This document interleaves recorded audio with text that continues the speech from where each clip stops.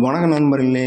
நாங்களும் செடி வளர்ப்போம்னு சொல்லி நர்சரிக்கு ஓடி போய் 4-5 செடியை பிறக்கி வச்சுட்டு ரேட்டை கேட்டோம்னா, ரேட்டை கேட்ட அடுத்த செகண்டே எடுத்த இடத்துல செடியை வச்சுருவோங்க. நர்சரி அண்ணாச்சி சொல்லுதாரு, தம்பி இதெல்லாம் 150 ரூபா செடி தம்பி, 30 ரூபா செடி உள்ளே இருக்குது தம்பி அப்படிங்கிறாரு. 30 ரூபா செடியை உள்ளே போய் பார்த்தோம்னா ஒரே ஒரு குச்சி தாங்க இருக்கும். அப்போ நமக்கு செடி வளர்க்குற ஆசையே போயிடும். என்னடா இது கொடுமை, நம்ம செடி வாங்கலாம்னு நினச்சி வந்தோம்னா ஒரு 4-5 பூவாவது இருக்க வேண்டாமா அப்படின்னு நினச்சிட்டு, சரி ஒரு 150 ரூபா செடியில் ஒரு தொட்டியை தாங்க, ஒரு 60 ரூபா க்ரோ பேக் ஒன்று தாங்க, 30 ரூபா செடியும் ஒன்று தாங்கன்னு சொல்லி 3 பிறக்கிட்டு வந்து என்ன பண்ணுவோம், ஒரு தொட்டியை தேடி ஆசையாக வைப்போம்.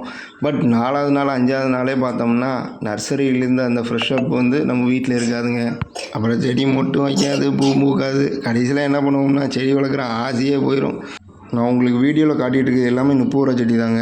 ஸோ 30 ரூபா செடி பார்த்தீங்கன்னா எத்தனை பூ பூத்துருக்கு, எத்தனை மொட்டு வச்சுருக்குன்னு நீங்களே பாருங்கள். ஸோ இது எல்லாமே ஒரு 1.5 மந்த் ஆன செடிங்க.